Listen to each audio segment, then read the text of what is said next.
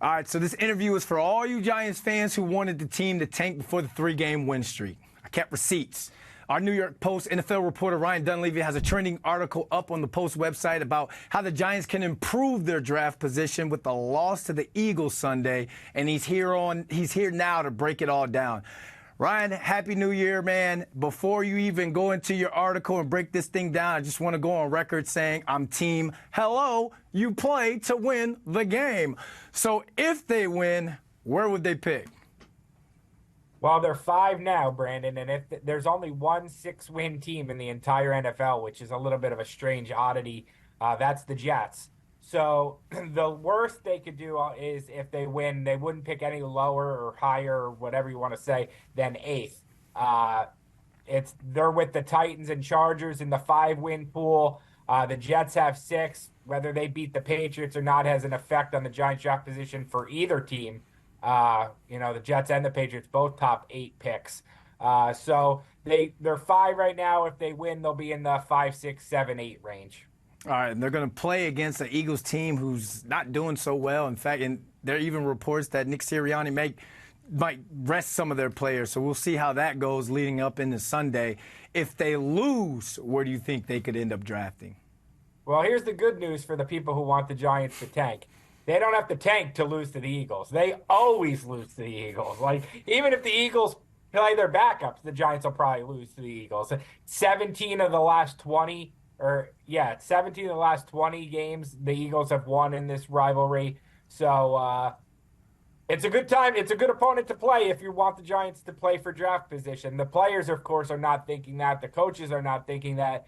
A win, obviously, is the good vibes they want, especially to close out an underachieving season. But the fans, they want the draft pick. And if they lose, they could get as high as 2, Brandon. Now, that's unlikely because the Cardinals, the Patriots, and the Commanders would all have to win.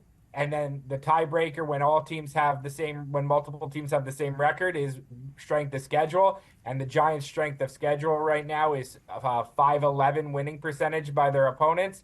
Lower winning percentage gets rewarded with better draft pick. So 511 is lower than all the teams except the Jets that they're jumbled in there with.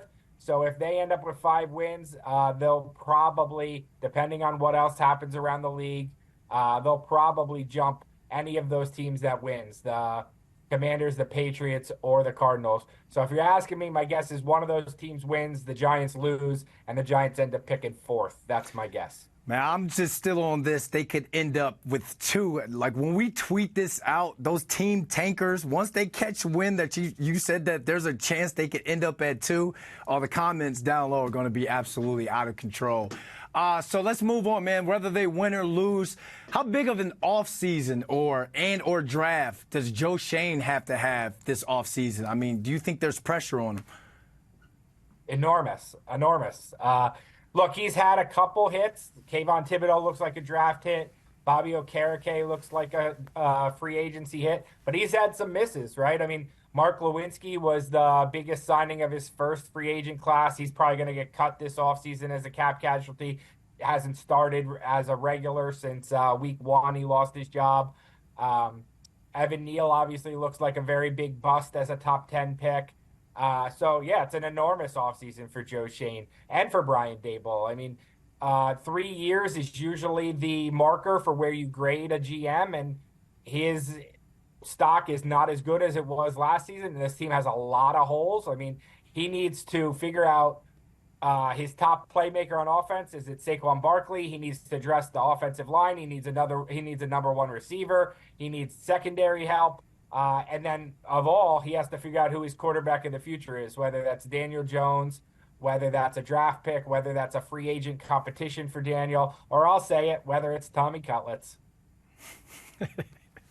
Steve, you threw that in there? Threw that in there for the likes? All right. Hey, Joe Schoen has to win that offseason like Rex Ryan says, but it's going to be an interesting offseason for the Giants. But we got to get to Sunday first. Hopefully they can take down the Eagles. Ryan Dunleavy, thanks for joining us, my man. Thanks, Brandon.